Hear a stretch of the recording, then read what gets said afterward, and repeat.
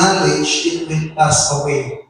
For we know in part, we prophecy in part. But when completeness comes, what is in part disappears. When I was a child, I talked like a child, I talked like a child, reasoned like a child. When I became a man, I put the way of childhood behind me. For now we see only the reflection as a mirror, as in a mirror. Then we shall see face to face. Now I know in part, then I shall know fully, even as I am fully known. And now this may remain faith, hope, and love. The greatest of these is love. So purihin ng Lord, bago nakita, bless ng Lord. Itian mo yung katabi mo, sabihin mo, congratulations. Yeah. Purihin ng Lord. Sige po, pwede lang po tayo makaupo. Alam ko naman po, mga kapatid, na tayo lahat ay in love. Lahat ng in love.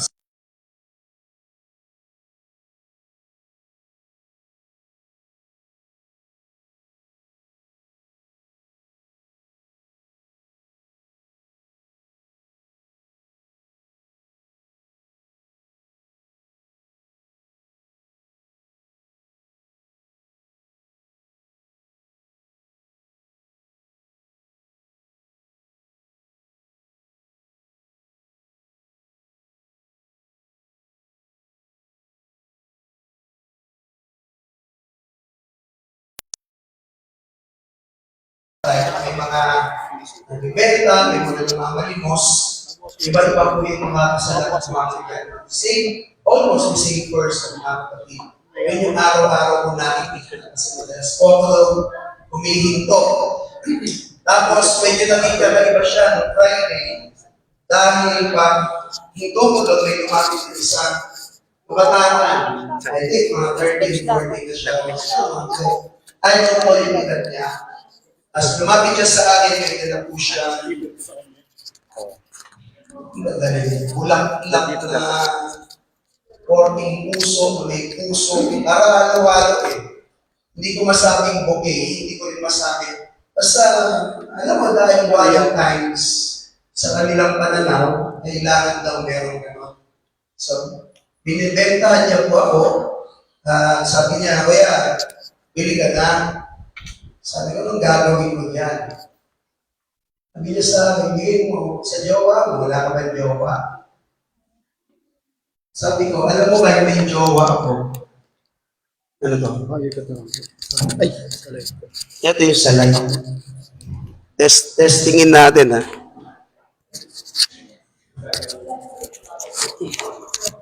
Low sound check. Malakas? Meron na?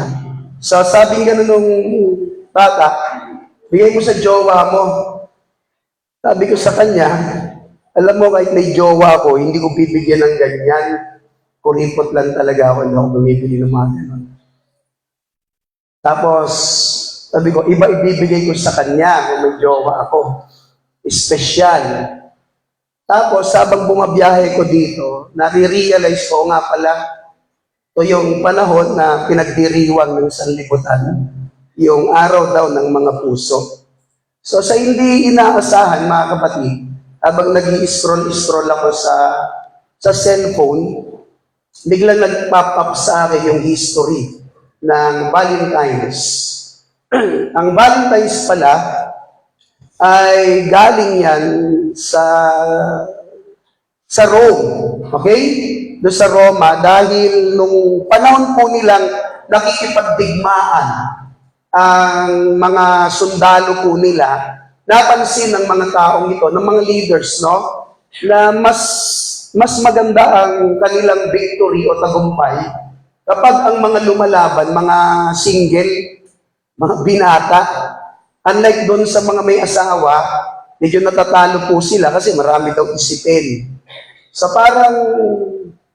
parang pinagbawalan sila na halos na magpakasal. Bawa, sundalo ka, tapos meron kang jowa, hindi kayo pwedeng magpakasal.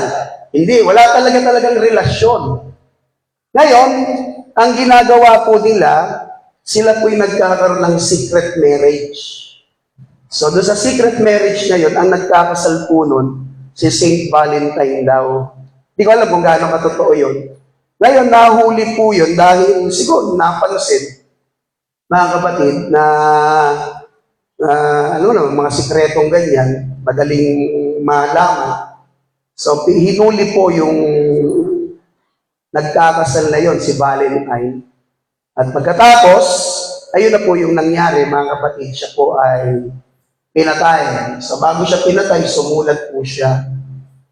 Nakalimutan ko yung sulat, parang isang sulat ng pag-ibig.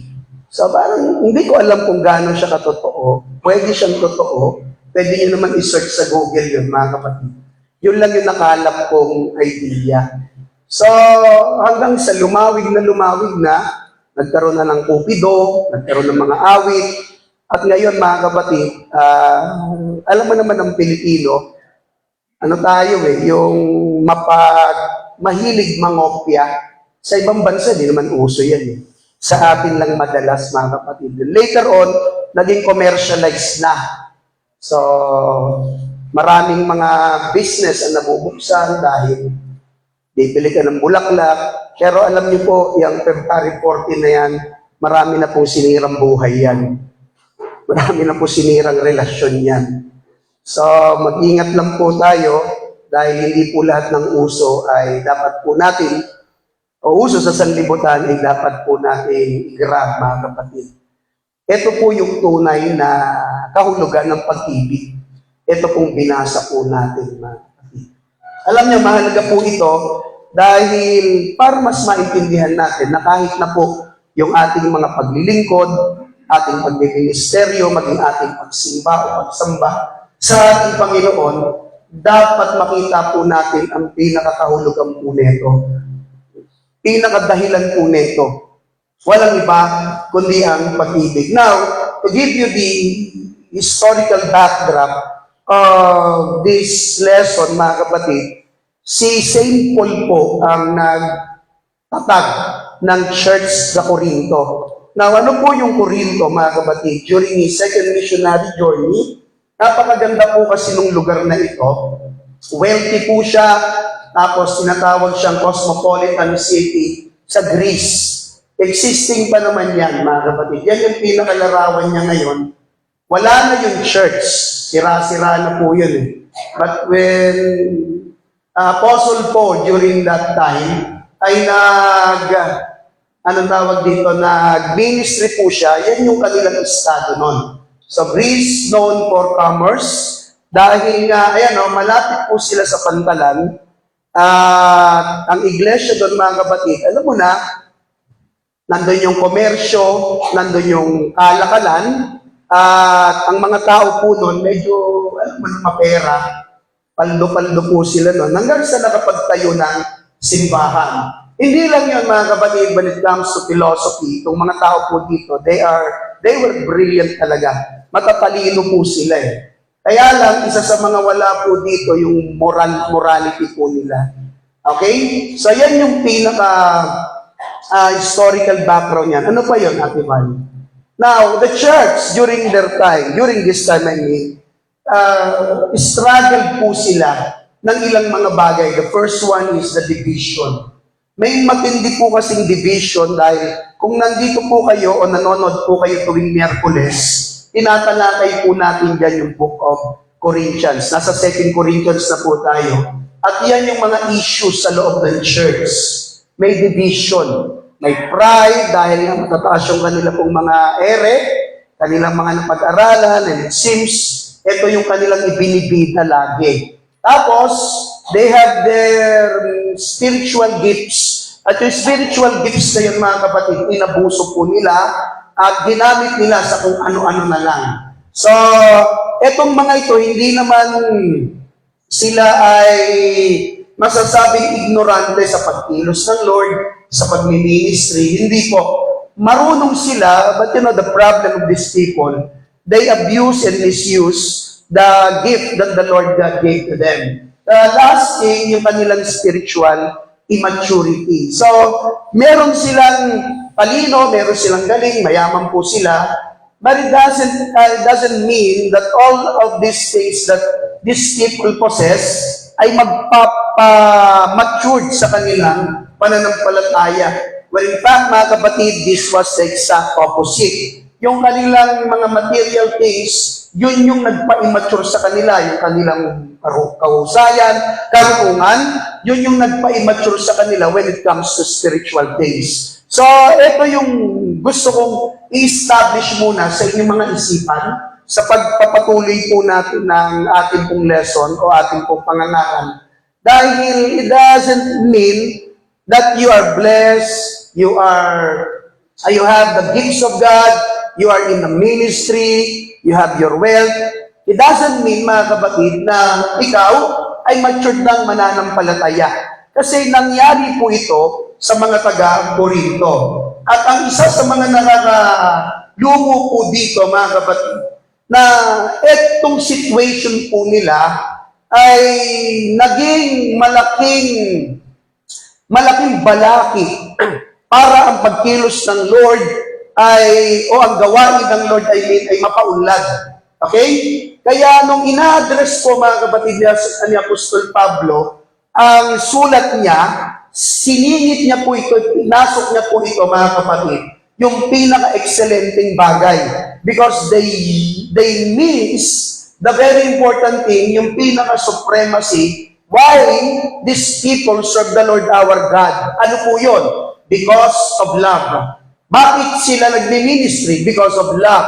Bakit sila nandun? Because they love the Lord our God. So yun yung dapat nilang mapansin. Kaya from chapter 12 hanggang 14, in-establish po yan ni Apostol Pablo in the middle of this discussion, present niya, mga kapatid, ang alin?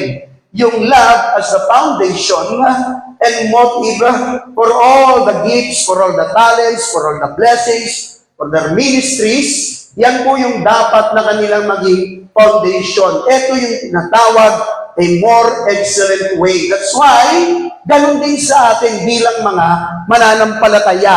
Kahit anong ganda ng trabaho mo, kahit anong kita mong malaki, pag wala doon ang puso mo at di mo mahal ang ginagawa mo, mapapagod ka lang, manghihinawa ka lang, tatamarin ka lang. I've seen many people, mga kapatid, kapag inalis mo yung pinaka-excellent bagay, which is love, maraming pagkakataon na iiwan mo yun, tatamarin ka, manghihinawa ka. Ganun lalo sa atin sa paglilingkod. Kaya nga, we have to go back to the basic. When we started serving the Lord our God, what is your primary reason? What is your primary reason para paglingkuran ng ating Panginoon? So, binalik to ni St. Paul sa kanila. Kaya when we speak of 1 Corinthians, dito po sa chapter 13, mga kapatid, itong chapter na ito, we call it the highest Christian virtue. Ito yung pinakamataas talaga, mga kapatid. Love is the highest Christian virtue. Because, sabi diyan, it reflects the very nature of God. Love is the highest Christian virtue. Yan yung pinakamataas, mga kapatid. Wala na pong hihigit dyan, tandaan ninyo. Kahit masipag ka, kahit magaling ka, kahit mahusay ka, pag-aalisin mo yung pinakamataas sa bagay na yun, mawawala ng isa-isa yung lahat ng yun. Bakit? Because the very word love, mga kapatid, it reflects the very nature of God.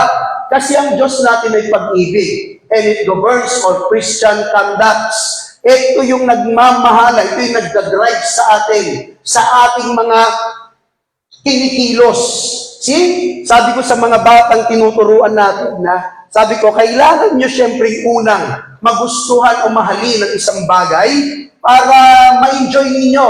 O kaya, yung subject, kung bakit hindi nyo yan kinakaya, kasi may takot na kayo, ayaw nyo na kagad. Pero kung simula mong mahalin, yung subject na yan, yung teacher na yan, doon mag-perform, mga kapatid, ang pasimulang bagay para mas lalo kang maging maigi doon sa subject na iyon. So the same thing din sa atin bilang mga mananampalataya. Bakit kanya? kahit anong ginagawa mo, kahit na anong tinatrabaho mo, kahit na ano pa yung mga pinagkakaabalahan mo, tandaan mo yung pag-ibig pa rin, mga kapatid, yan yung pinaka-supreme ethics pa rin natin. Yan pa rin dapat ang nag-guide sa atin, nag-govern sa atin, sa ating lahat ng mga pinikilos. Nagigets niyo po, mga kapatid?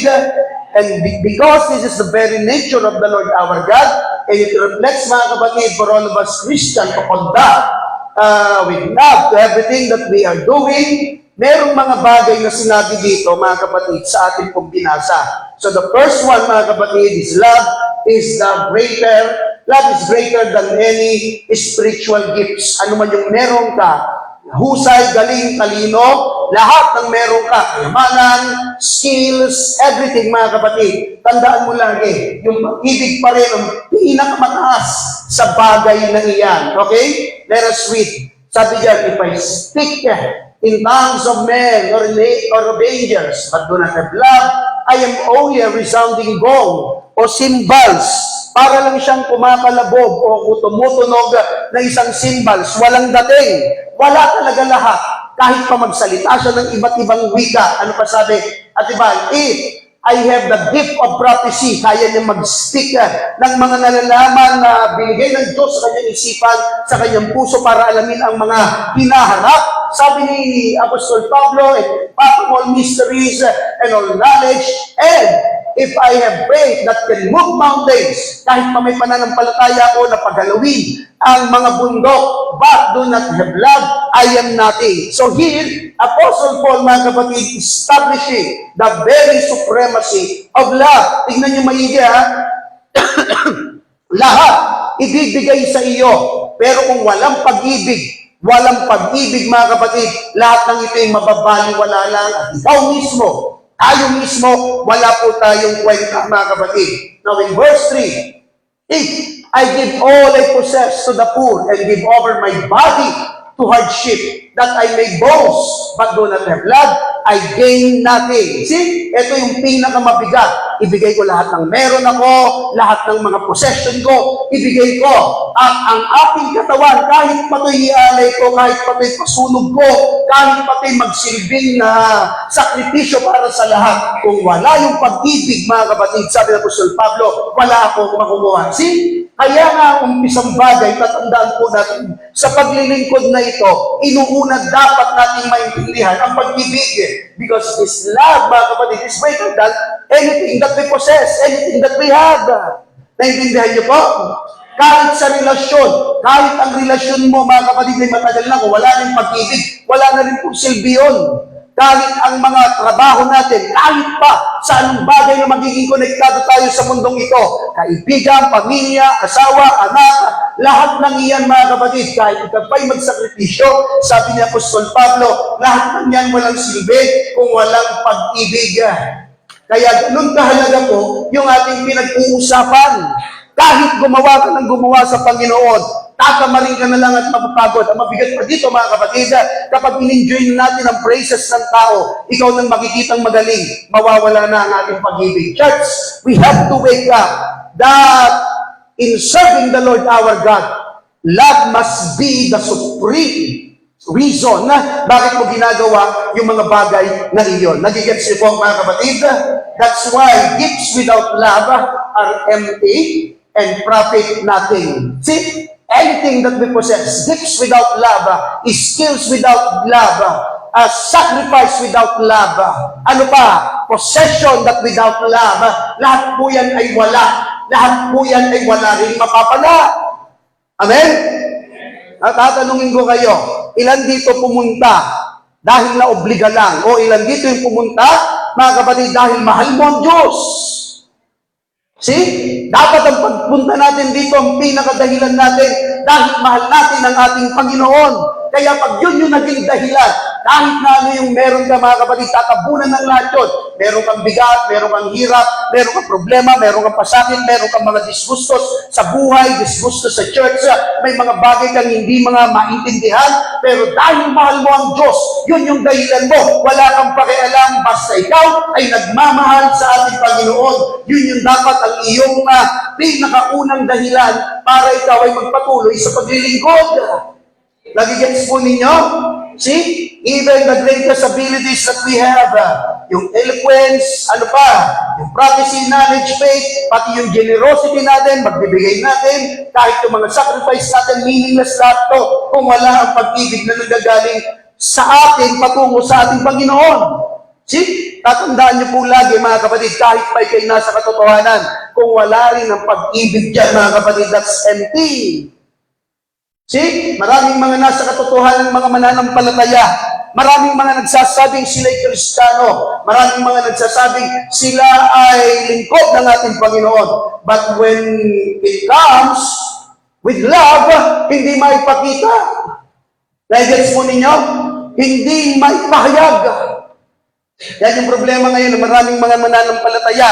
Kaya nga, mga kapatid, ang nakakalungkot ngayon, pag sinabi mong born again, hindi tulad dati, ng mga sinaunang panahon, ang taas ng tingin nila sa mga mananampalataya. Bakit kanya? Kasi may sakripisyo, may pag-ibig. Meron talagang pagmamalasakit. Pero pagdating sa panahon ngayon, mga kapatid, ano na lang pinopokusan? Makatakas na lang sa mga problema, masolusyonan ang pagsubok. Lumayo ang lahat.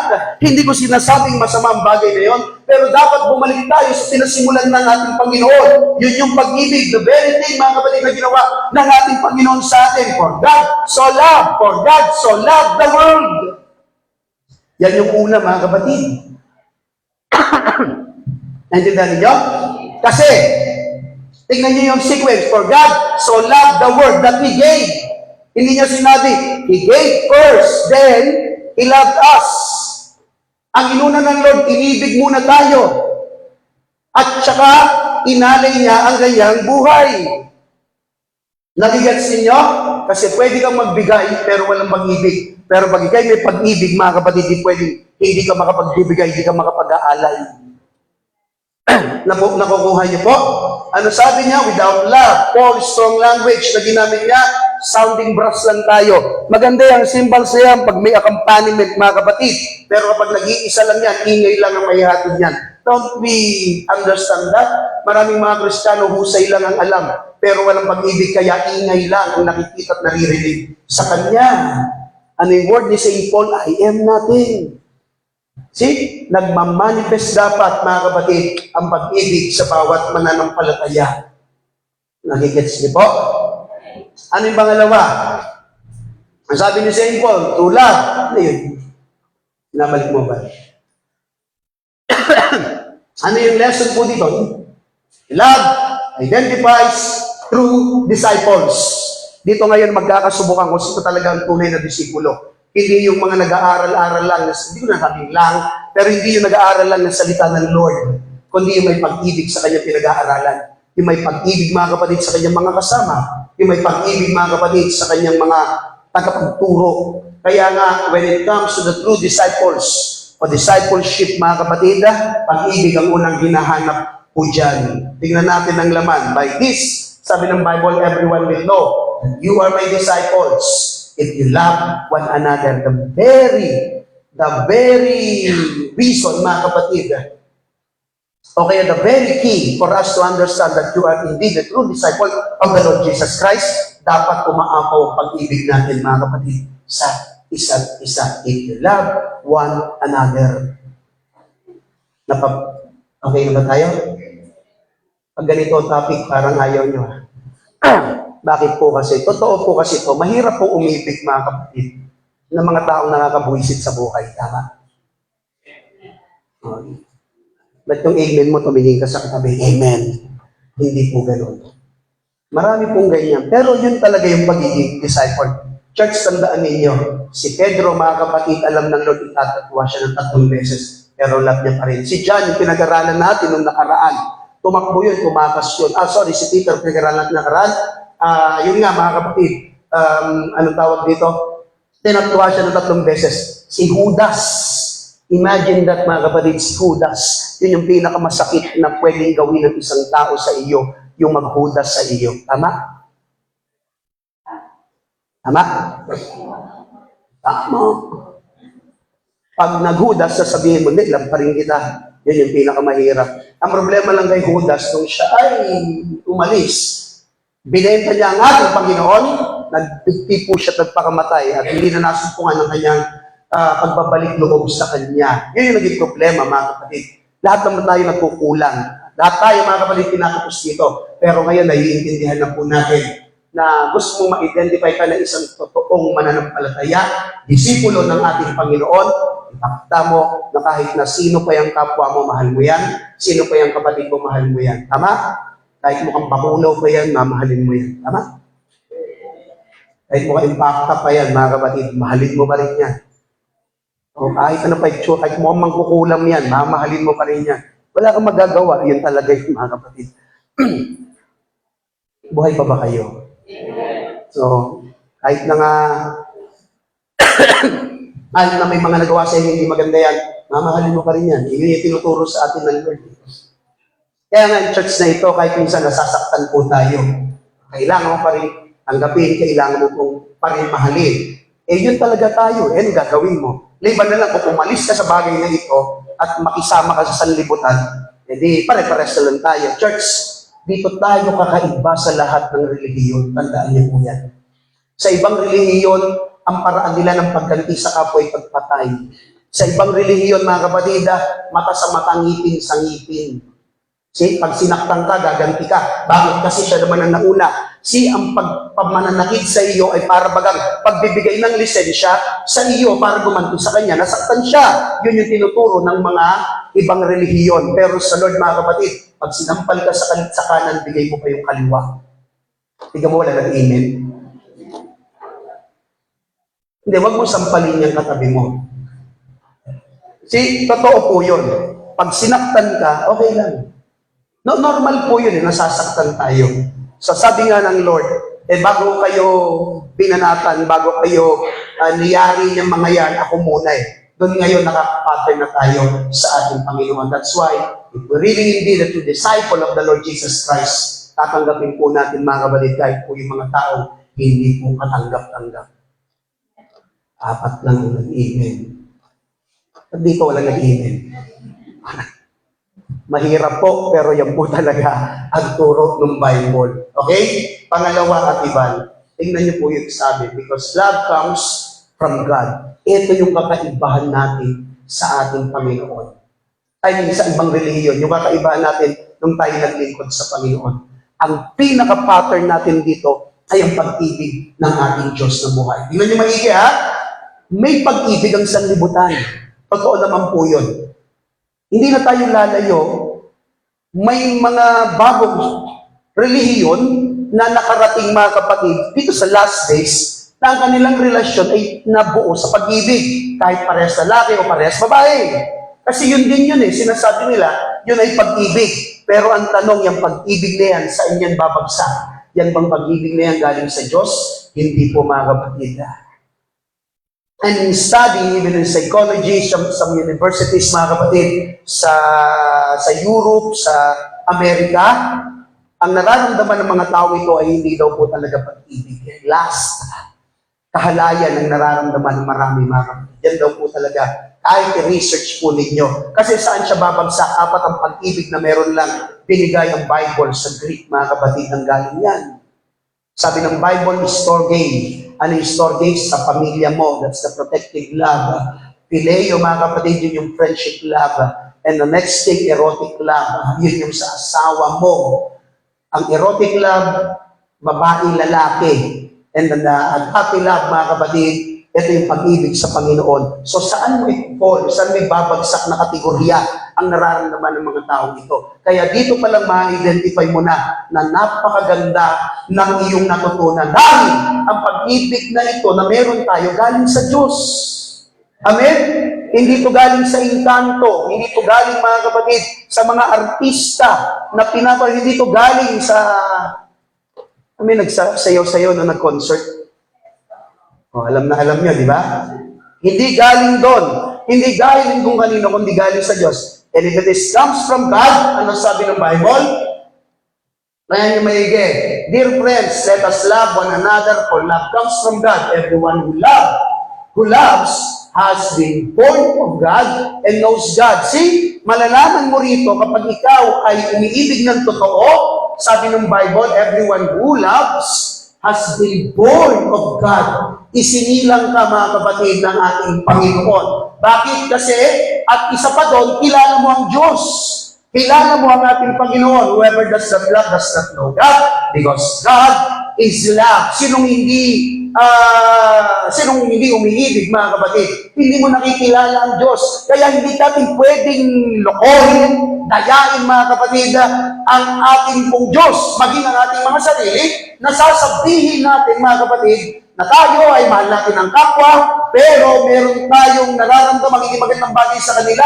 Ang totoo nun, mga kapatid, dito ma-identify sa atin na kung saan ang galing ang pag-ibig mo.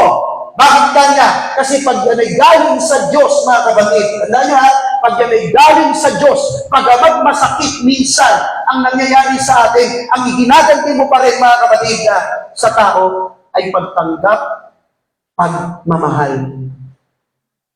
Ano? Yan ba kayo? Amen? Hindi bagay, mga kapatid, na kagaya ng gusto ng ating laman. Hindi bagay, mga kapatid, ng paghihiganti.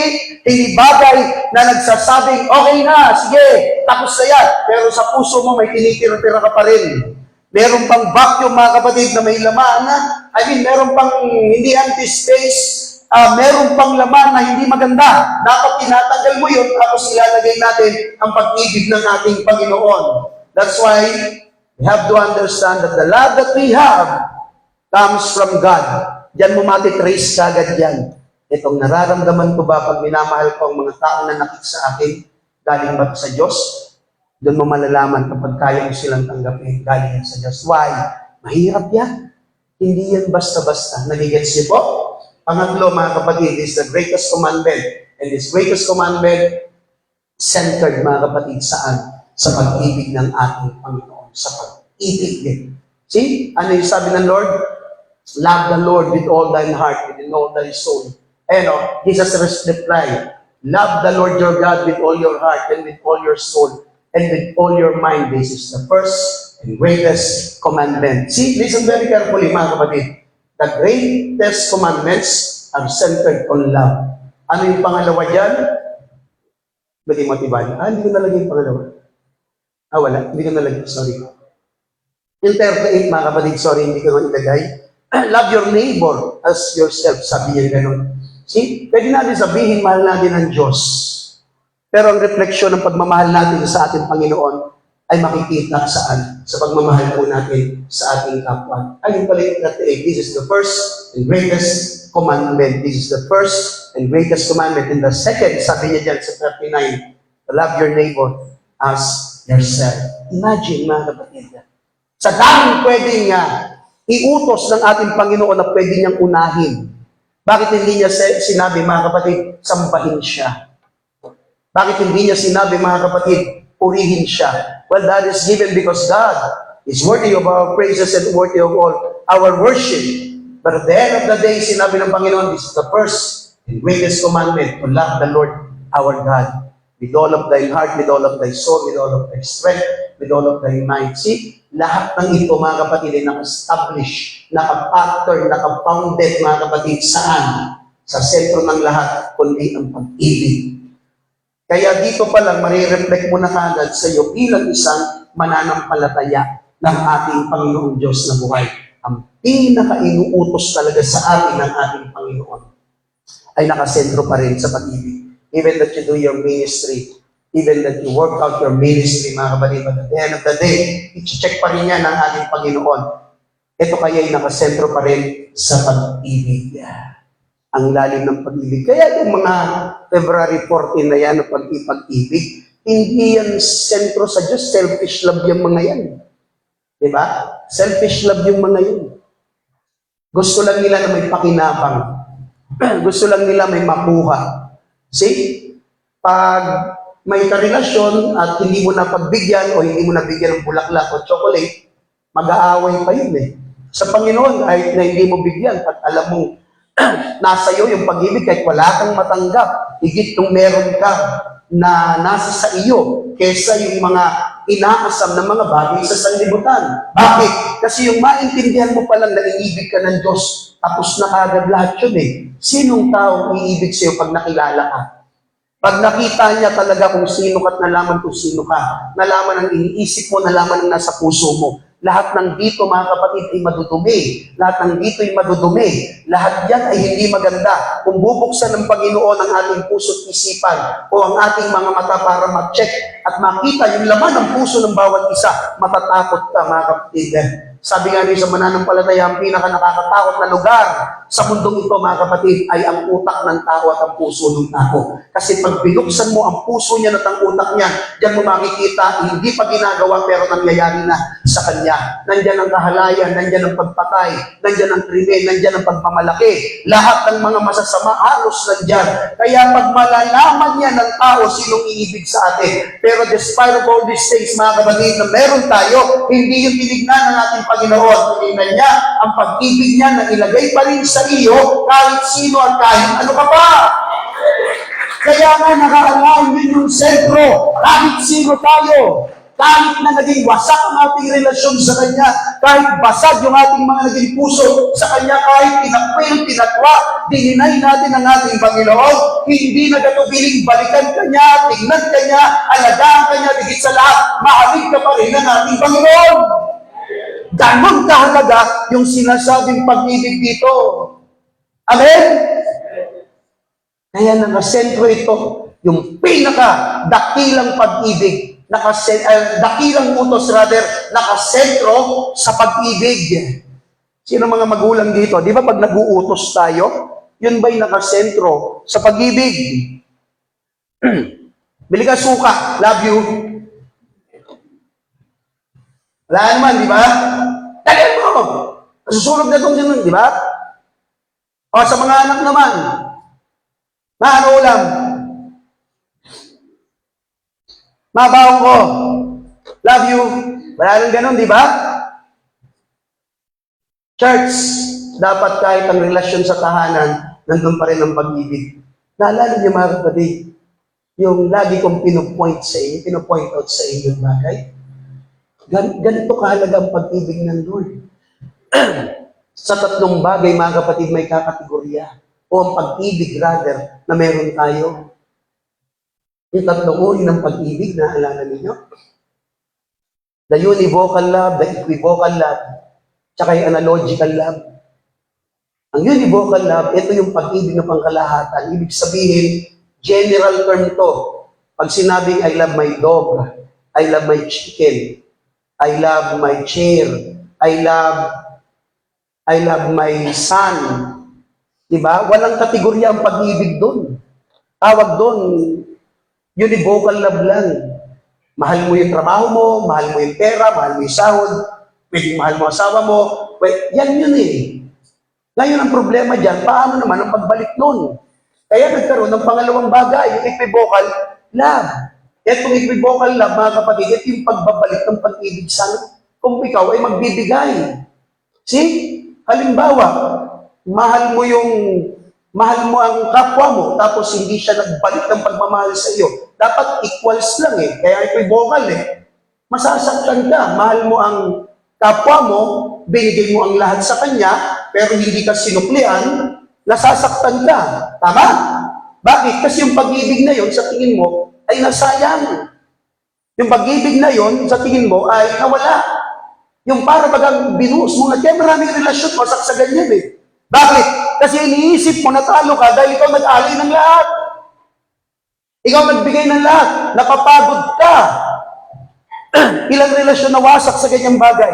Kaya nga nag-aantay tayo na kapag tayo yung umibig, may kapalit yun. Pag tayo yung umibig, dapat may return yun sa atin. Kaya sabi ni,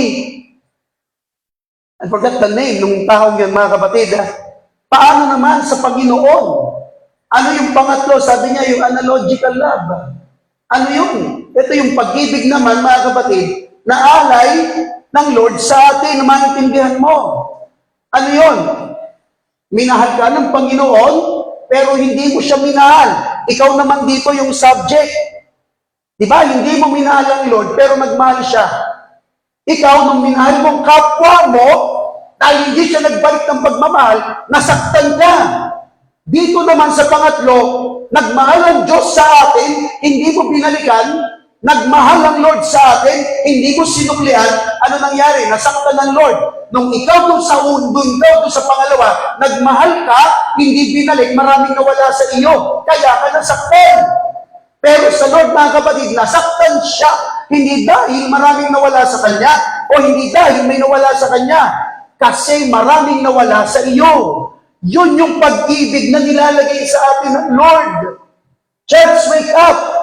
See? Minahal tayo ng Diyos kahit sino pa tayo, kahit ano pa tayo. Kaya kung nakagbihan natin ang bagay na yun, bagamat ang Lord ay masasaktan, pero walang mawawala sa Kanya, ikaw ang mawawalan. Naintindihan niyo po, mga kapatid?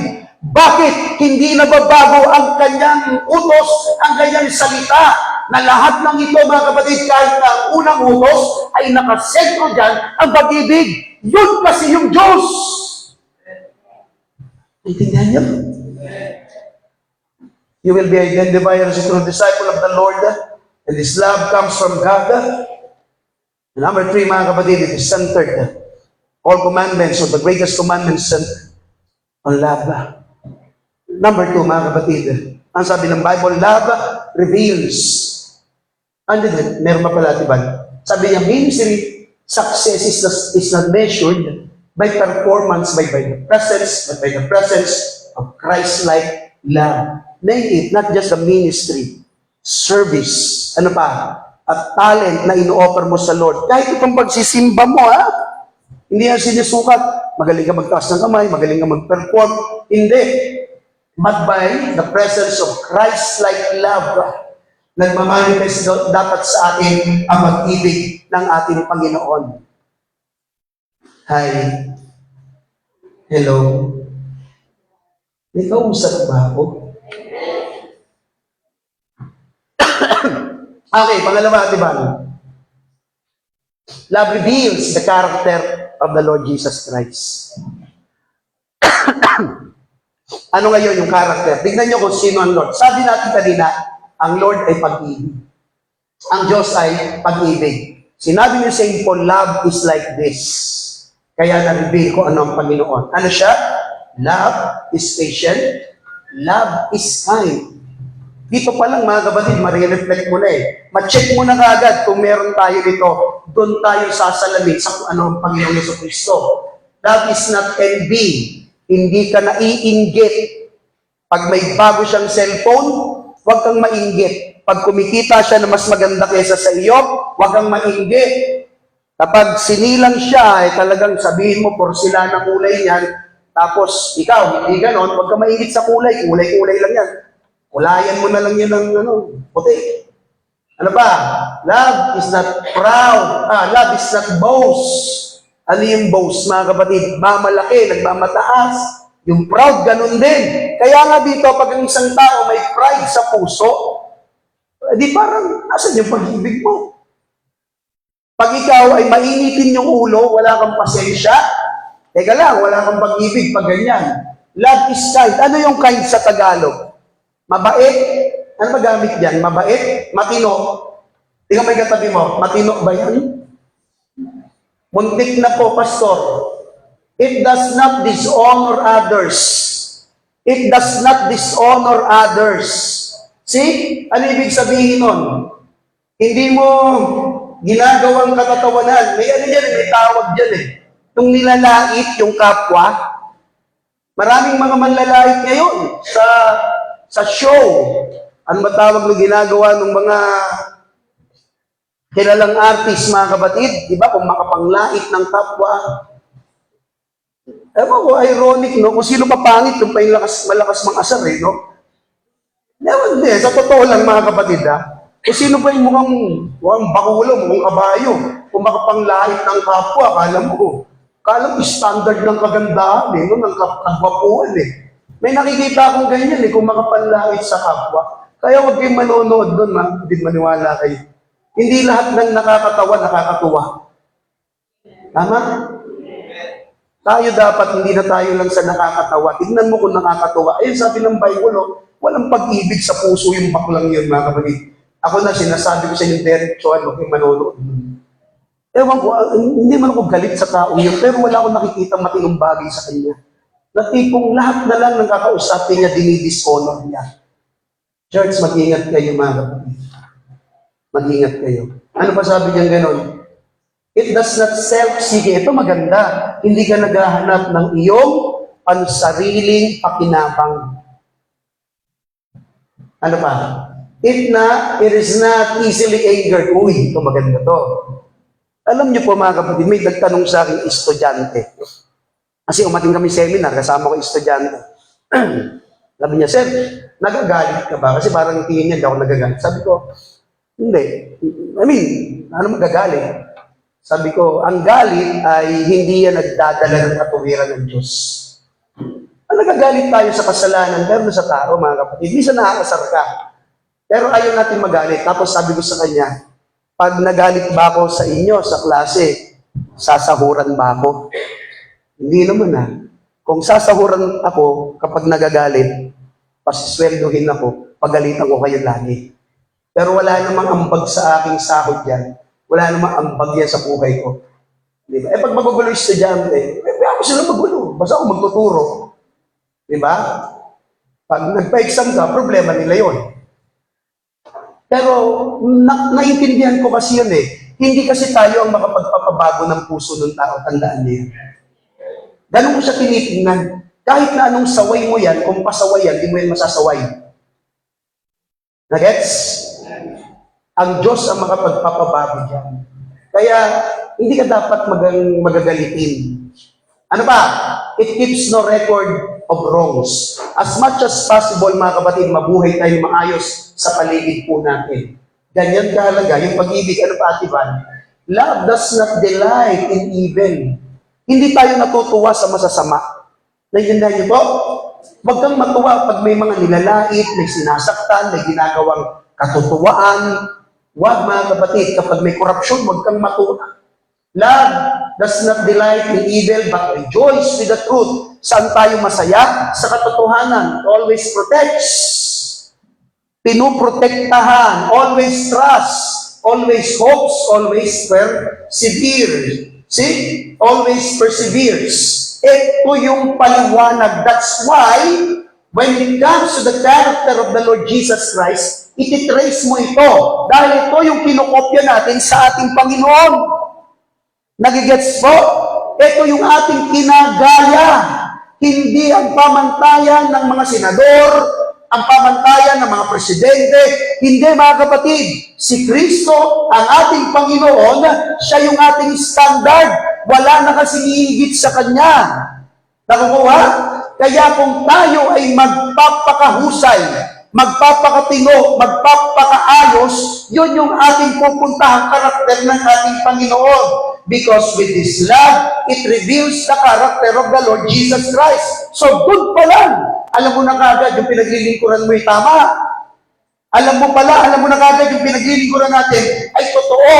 Kasi itong mga salitang ito, napakahirap po nito. Sinong tao sa totoong buhay kayang pagpasensyahan ang mga nakakasal? Ang nature natin, mga kapatid, ay gumanti. Ang nature natin lumaban. Lalo nang binubulong ng kaaway at ng sanlibutan. Pag ikay inapi, lumabang ka. Huwag kang papaloko, huwag kang papadaya, huwag kang magpapaapi. Dapat lumabang ka. Yan yung sinisigaw nila sa Panginoon, mga kapatid. Baliktad. Pagpasensyahan mo na, hayaan mo na, may hustisya ang Diyos. Kaya minsan naiisip mo, tama ba naging Kristiyano ko? Gusto kong gumante para maramdaman nila yung sakit na ginawa. No, it's not, church. Tandaan ninyo, mas matindi pag ang Lord ang gagante. Sinabi niya yan, vengeance is mine, thus saith the Lord, pagpapabayarin ko lahat ng gumawa ng hindi maganda at hindi mo maiisip kung gaano kaya niyang gawin. Mas maaawa ka sa mga taong gumawa sa iyo ng hindi maganda dahil pagdating ng panahon, mga kapatid, magugulat ka. Describe ng Bible kung gaano ang kapahamakan. Itiis talaga tayo. Pagpapasensyahan mo talaga. Nagigets? Ano yung nasa likod niyan? Because here, love demonstrated through action and attitude. Si Lord, nung bumaba po siya dito, pinakita niya pagpapasensya, pinakita niya ang alin, kabutihan, wala siyang siniraan. Lahat ng mga nandoon sa definasyon ng pag-ibig, nasa karakter yun ng ating Panginoon. Dinemonstrate niya yun. Kasi yun yung kanyang ugali, yun yung kanyang karakter. See, church, wake up. Ang pagiging Kristiyano, isang manifestasyon niya ng pag-ibig. Paglabas mo mamaya dyan, tandaan mo itong pangangaral na ito. Papasok ka ng trabaho bukas, papasok ka ng school bukas, yung mga classmate mong nakakaasar, huwag mong puputusan. Yaan mo lang. Pag-pray mo lang, babaguhin din yan ng Lord. See? Kaya nga itong binigay sa atin is agape love. It is the sacrificial and covenantal love. May sacrifice ang pag-ibig, mga kapatid. Yan po yung tatandaan po natin. Hindi lang po siya emosyon. Tignan natin ang laman. The first one, the character of the Lord Jesus Christ. The humility and mind of the Lord. Do nothing out of selfish ambition, sabi ng Bible. Obeying deceit, rather in humility. Value others above yourself. Value others. Pahalagan mo yung sarili, yung ibang tao, kaysa sa iyong sarili. Ang bigat na ito, Papahalagan mo yung sarili, yung ibang tao, kaya sa sarili mo. Tayo, mga kapatid, kaya ka nagtatrabaho para sa iyo, para sa pamilya mo, para sa iyo, para sa iyo. Not looking to your own interests, but each of you to the interests of the others. Lahat tayo, mga kapatid, kapakanan ng iba. Kaya itong pangangaral ko, mabigat ito. Akala nyo, ganito-ganito lang to. Dahil pinag-uusapan dito, kung pinag-uusapan dito yung pag-akyat ng buhay na walang ganat, ito yung mga requirement talaga, ang bigat nito, mga kapatid. Bakit? Kasi ang kalikasan po natin ay intindihin yung ating mga sarili. Pero sabi ng Lord, hindi ganyan ang pag-ibig. So you need to have this mind of the Lord Jesus Christ. You need to have this mind. Ano yun? Yung attitude ng Lord. Pag-iisip ng Panginoon. Ano yun, mga kapatid? Mapagpakumbaba siya. Hindi niya inisip ang sarili niya nung siya'y nakahang sa krus. Pwede yung tawagin ang isang batalyong mga anghel, ang isang legion ng mga anghel para tapusin lahat ng mga sundalong yun at lahat ng mga nanloko sa kanya. Pero tiniis ng Lord ang kalagayan niya habang siya'y nakapako sa krus ng Kalbaryo. See, para maabot lang lahat ng tao. Ito yung labanan ngayon, mga kapatid. In your relationship with one another, have the same mindset as Christ Jesus. See? Alam ko, naiintindihan ko eh. Hindi ba sinasabi, punong-puno na ako, pastor. Pagod na ako sa kanya, pastor. I-reflect mo yan sa Panginoon. Kasi kung sasagot ang Lord sa iyong direkta, ipapakita niya sa iyo, ikaw, ang dami mong ginawang hindi maganda. Pero kung hinihingi ka ng tawad sa akin, pinapatawad kita. Dapat ganun din tayo sa mga tao sa paligid po natin na nagkakasala sa atin. Tingnan mo yung iba tulog na eh. Tulog na kayo? Amen? Yeah, at least, tulog na. Tuloy natin, Val. Pangalawa, love as the bond of perfection. Kailangan natin ang ating kapatid. Tandaan niyo po yan. Love as the bond of perfection. Therefore, as God's chosen people, holy and dearly loved, clothe yourselves with compassion. Balutin ninyo, damitan ninyo ng compassion, kindness, humility, gentleness, and patience. Bear with each other and forgive one another if any of you has a grievance against someone. Forgive as the Lord forgave you. Patawarin mo siya kung paano pinatawad ka ng Lord. Kasi tayo, mga kapatid, gusto natin tayo lang pinapatawad. Ayaw natin magpatawad eh. Tama?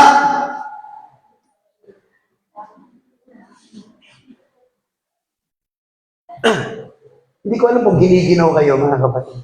Patayin mo na nga yung aircon. Gising siguro lahat ito. Ito, totoo. Ang hirap naman ng ganitong preaching. Patawarin mo ang lahat ng mga nagkakasala sa iyo kung paano kang pinatawad ng Lord. Bilangin mo sa isang araw kung ilang beses ka nagkasala sa Lord. Hindi mo kayang bilangin. Sa isang araw lang yan, ha?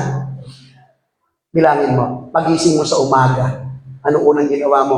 Tingnan mo yung cellphone bago ka nag-pray. One. Hindi ka muna nagpasalamat sa Lord, gising ka. Pangalawa, punta ka sa CR, walang tubig. Sabi ko sa'yo, mag-ipon ka ng tubig kagabi ah. I mean, hindi ko alam pero nasan yung kape? Sabi na, nagagalit ka na.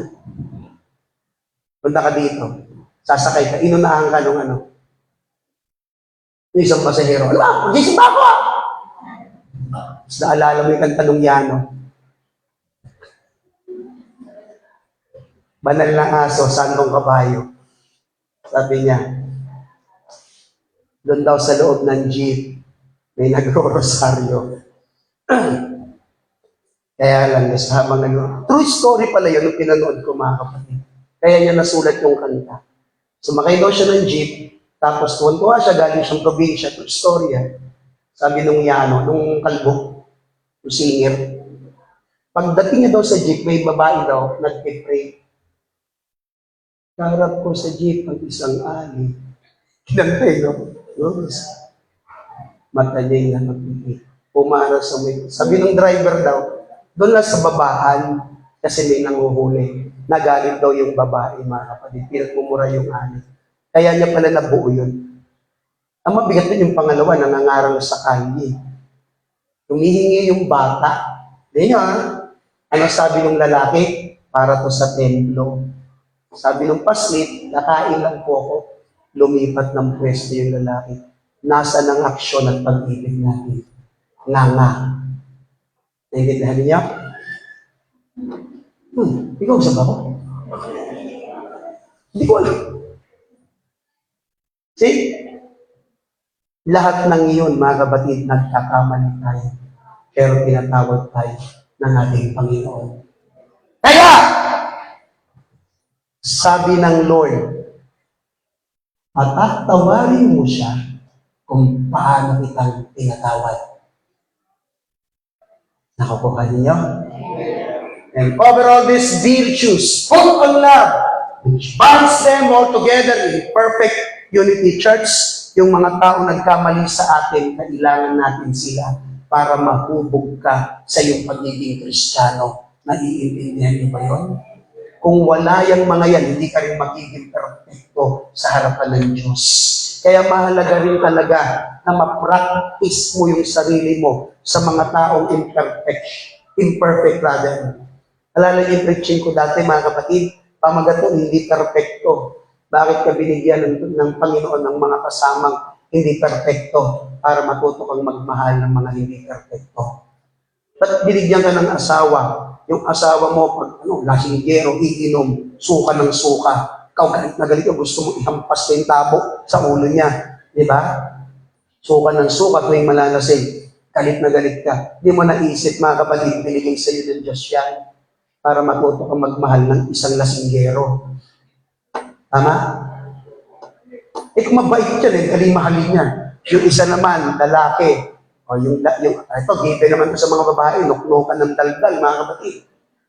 Ang daldal, tapos na. Kami kasi mga lalaki, alam niyo karakter namin. Kasi sinabi, okay na yun, tapos na. Sa babae, pag sinabi mo okay na yun, hindi pa okay yun. Amen? Yun yung totoo. Okay na yan. Ang mahirap no, hanggang sa kainan, hanggang sa pagpulong, hanggang kinabukasan. Kayong mga lalaki, tandaan niyo po ito. Kaya ka binigyan ng babae. Talagang grabe yung bunganga, mga kapatid, para matuto kang magmahal ng ganyang babae. Amen? Ganyan talaga. Wala kang magagawa ganyan talaga yung ugali niyan Natatandaan niyo ba?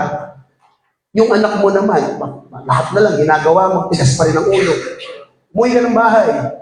Agahan mo, hindi agahan. Umaga, umuuwi. Malidinig na kasi sabi niyo, aga. Akala ko umaga. Hindi, agahan mo. Anak ko, sinasabihan ko yan Matutulog na ako, hindi ka pa dumadating, nasan ka ba? Dad, lobat ako. Lobat, ba't na ka nakaka-reply? Aasar ka rin talaga pero wala kang magagawa Ang kukulit. Pero hindi mo alam, doon ka pala hubugin ng Lord. Naintindihan ninyo? Kasi kung mabait yan, mga kapatid, kung mabait, wala kang problema. Hindi ka rin madidevelop Anong pag-ibig bubunga sa iyo? Wala. Kaya meron talagang mga taong binigay sa atin na nakakabwisit. Tandaan niyo mga kapatid, nakakapasar, nakakasuya, nakakasuka. Kaya matuto kang magmahal ng ganyang uri ng tao. Amen. Minsan, dito po sa ating pangangaral, hindi po usapin yung ugali nila. Ang usapin ikaw kung paano mo sila tatanggapin. Nakukuha niyo po? Yun po talaga totoo. Ako ilang beses na po akong nasuba, iso ng utang sa akin doon. Bayaran kita. Hindi ako binayaran. Pero ang gagawin ko. Yaman mo na yun.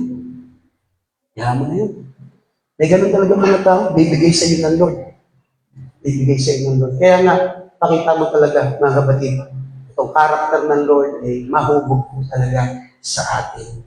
Tuloy natin at ibang, love is about perfection, love in action. Dapat nakikita po yung paggawa. Huwag mo na sabihin, love kita. Hindi po totoo yun hanggat hindi mo siya ginagawa ng mabuti. Love must be sincere.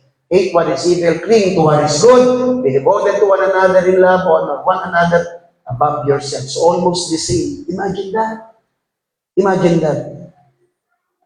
Next, ano yung susunod at ibang?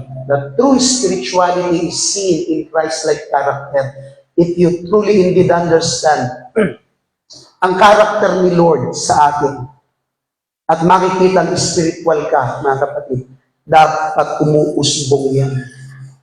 Ginawa ka na hindi maganda, gagawa mo siya maganda.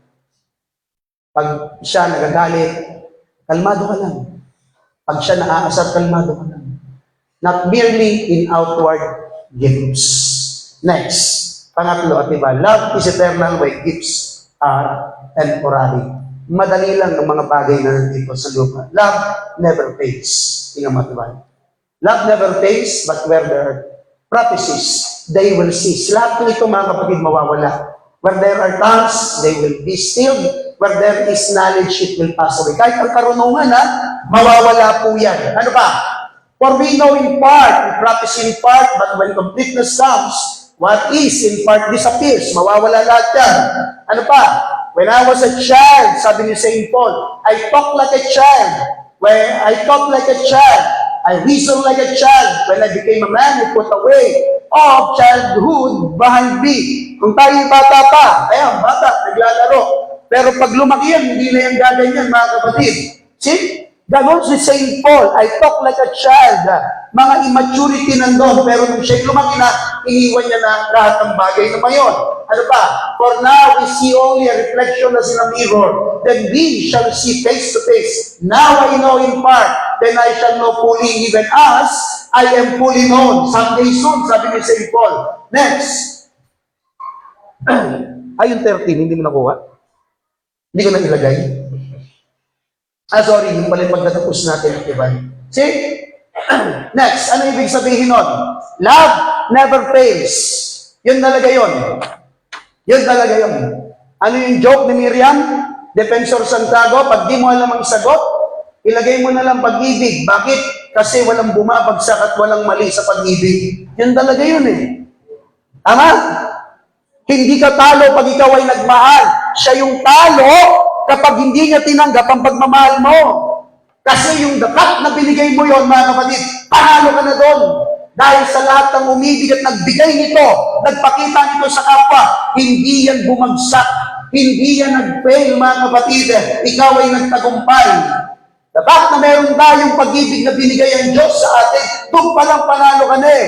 Sino yung kayang tao ang magmahal ng mga tao na hindi katanggap-tanggap kung wala yung Diyos na naglagay sa mga puso natin?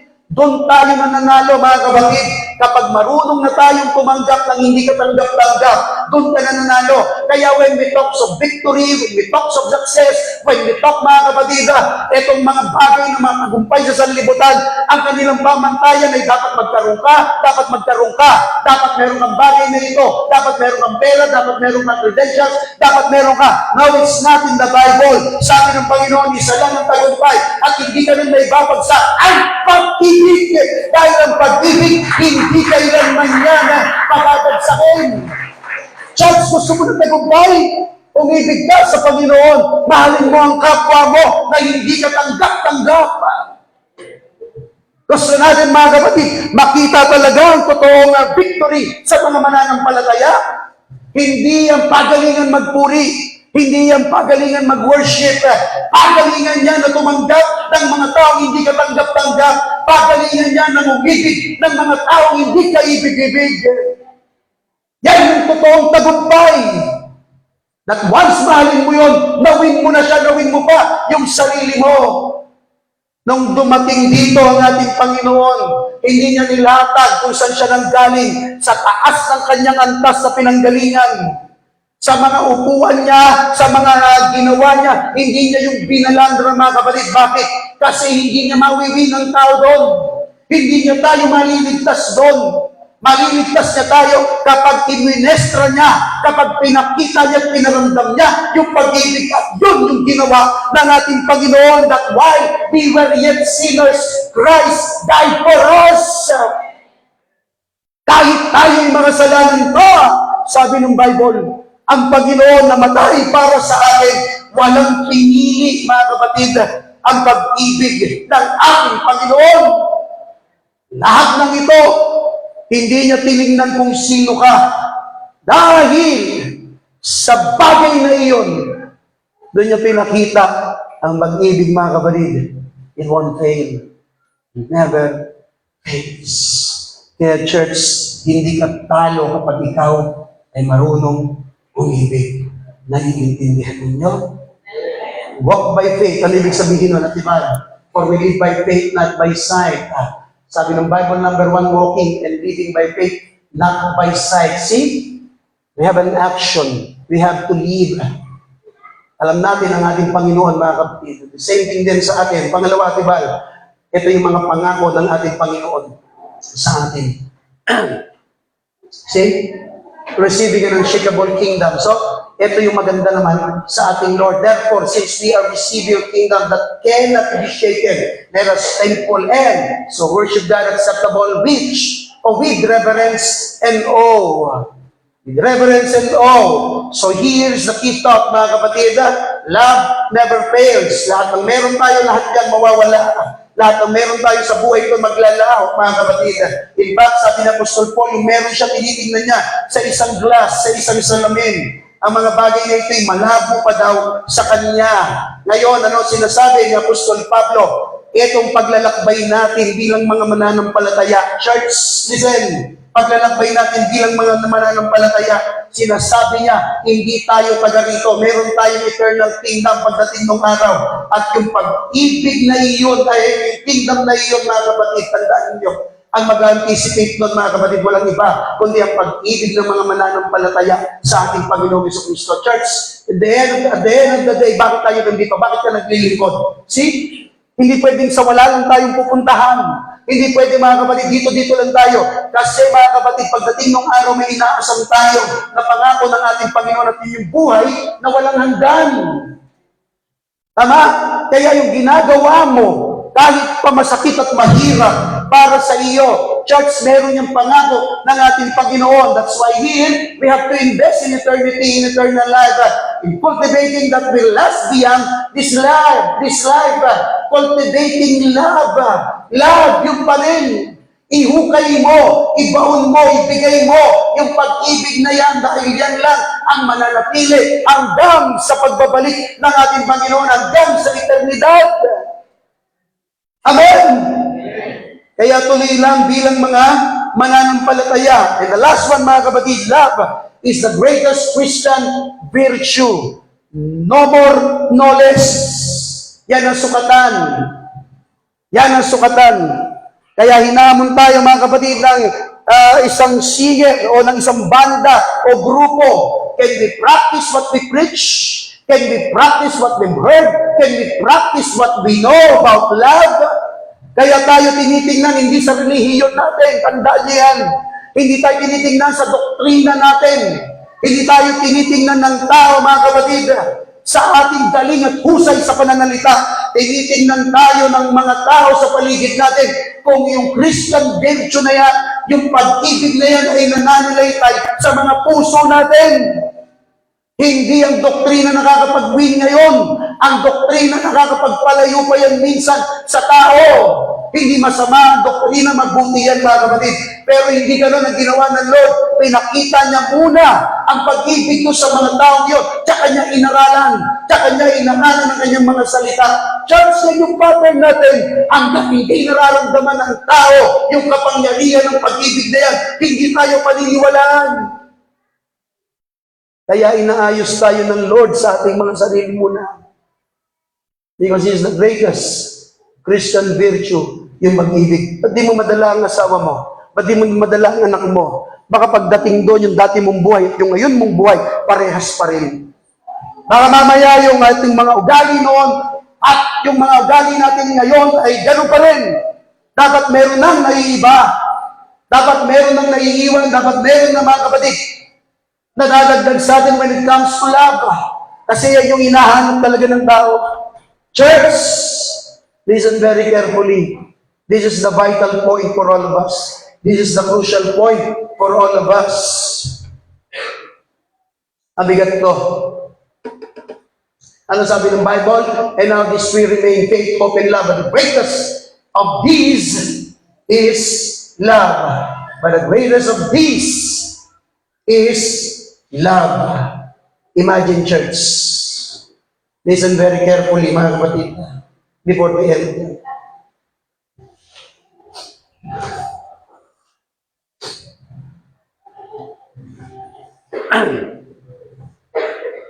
Hindi tayo susukatin ng tao sa Jose mo. Hindi tayo susukatin ng tao kung ano pinangatanghal mo o tinatanggap mo o sabihin natin yung kung anong meron ka sa buhay mo. Hindi ka susukatin ng tao dyan. Itingnan niya kung paano ka nagmamahal sa Kanya. O yung pag-ibig nila na binibigay mo sa Kanya. Diyan ka titignan ng tao. Yung mararamdaman ng tao, mga kapatid, na kahit pa, listen, na kahit pa sa panahong nabibigatan siya, nahihirapan siya, inaramdam mo na may kasama siya. Yun yung pinakamasarap.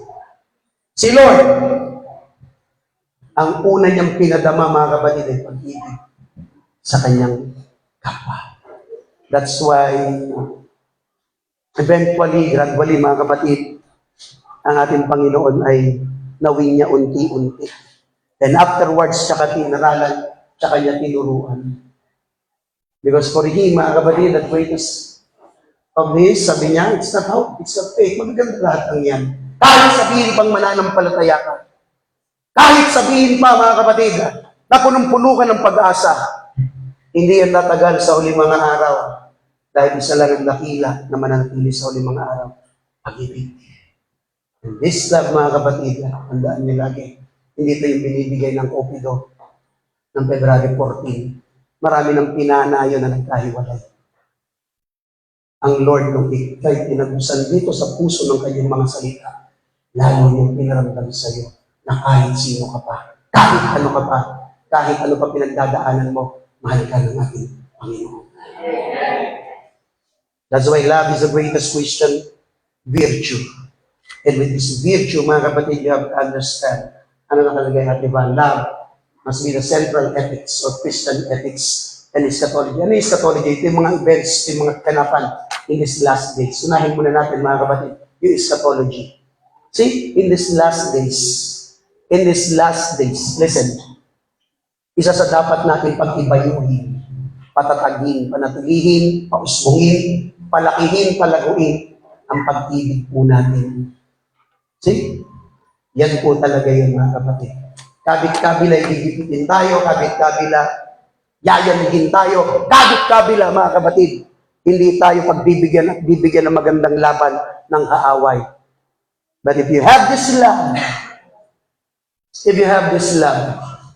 and this is the Christian virtue, Christian ethics mo, hindi ka babagsak. Dahil lahat ng umibig, mga kapatid, uulitin ko, hindi natalo. Amen? Walang sayang na inalay ang pag-ibig. Sa Lord, nung siya'y nagbigay ng pag-ibig sa atin, hindi siya talo. Panalo siya. Tanggapin mo yun o hindi, panalo siya. Di mo tinanggap, nasaktan siya, panalo siya. Tanggapin mo yun, mga kapatid, masaya siya, panalo siya. So, if that's gonna be the reason, mga kapatid, kailangan natin kopyahin yung bagay na yun. Kaya pag nagbigay ka ng pag-ibig, wala kang talo. Amen? Pag nagpahayag ka ng pag-ibig, wala kang talo. Nasa sa kanya yun, mga kapatid. I don't know, mga kapatid, what is the magic behind this love? Hindi pong hindi pong may nararamdaman ka, no? Ako rin, hindi ko maintindihan yun eh. Siguro yun yung bagay na ibigay sa atin ng Lord pagamat nararamdaman natin. Pero hindi na siguro pinaunawa sa atin bakit ganun, mga kapatid. I mean, kahit kayo, i-research ninyo, hanapin nyo si Google, hanapin nyo si AI, chat GPT nyo, mga kapatid. Lahat ng yan ang ipapaliwanag lang sa atin. Yung pakiramdam, yung mali. Pero ang tanong doon, mga kapatid, paano mo yung nararamdaman? At paano ka nakakagawa ng mabuting bagay para gawin doon sa taong yun dahil sa pamamagitan ng pag-ibig? Hindi na yung pinaliwanag halos ng salita ng Lord. Ipinakita na lang yun sa ating church. Yan yung pinakagusto ko sa Panginoon nung pinaramdam niya yung pag-ibig sa atin. Hindi niya na kailangan ipaliwanag. Pinaramdam niya kagad sa iyo, mga kapatid. And for me, that is the greatest thing I've ever had in my life. Minsan maraming paliwanag, maraming salto. Pero walang paliwanag, itaramdam mo, dumatatanggapin ng tao. Ika'y may bukas na pagmamahal para sa Kanya. Ano yung pangalawa, mga kapatid? This is the Christian ethics. Ito yung ating kilos. Ito yung ating ginagawa. Ito yung ating ugali. Tandaan ninyo, bilang mga mananampalataya, wala nang tataas dito. See? Wala nang tataas dito. Totoo niya, nung binigyan tayo ng freedom of will ng ating Panginoon. Tandaan niyo, that love must be the supreme ethics. Yung freedom of will na yun, bagamat yun, mga kapatid, meron tayong gusto pa rin ng Panginoon. Mamahalin mo siya dahil pinili mo siyang mahalin. Hindi ka nilikhang robot ng ating Panginoon o ng puppet ng ating Panginoon na kung paano kanya lang pagagalawin, ganun ka na lang niya pagagalawin. Pag sinabi niya, punta ka dito, pupunta ka doon. Hindi ganun ang Panginoon. Gusto niya kahit sa paglilingkod mo, sa Kanya, yung pag-ibig pa rin ang magiging dahilan. Yan ang pinakamaganda sa ating Panginoon. Number one, mga kapatid, because love fulfills the law. Love does not harm to neighbor. Therefore, love is the fulfillment of the law. Ang pag-ibig ay hindi nananakit. Ang pag-ibig, mga kapatid, nung tayo minahal ng Lord, di niya tayo sinaktan. Ang nanakit sa atin, yung kasalanan. Nagigets po? Nung sinabi niyang mahal ka niya, pinalaya ka doon, pero nasasaktan tayo dahil ayaw natin lumaya. See? Yung pag-ibig, pag binigay sa iyo, yung pinakamasarap na pakiramdam. Love does no harm to a neighbor. Hindi ka sasadyang manakit sa kasama mo, sa kaibigan mo. Hindi ka mananadyang manakit sa kapalangampalataya mo, sa boss mo, hindi mo siya sisiraan, kahit nakakaasar yung taong yan. Sa asawa mo, hindi mo siya sisiraan. Sa jowa mo, hindi mo siya sisiraan. Church, yan yung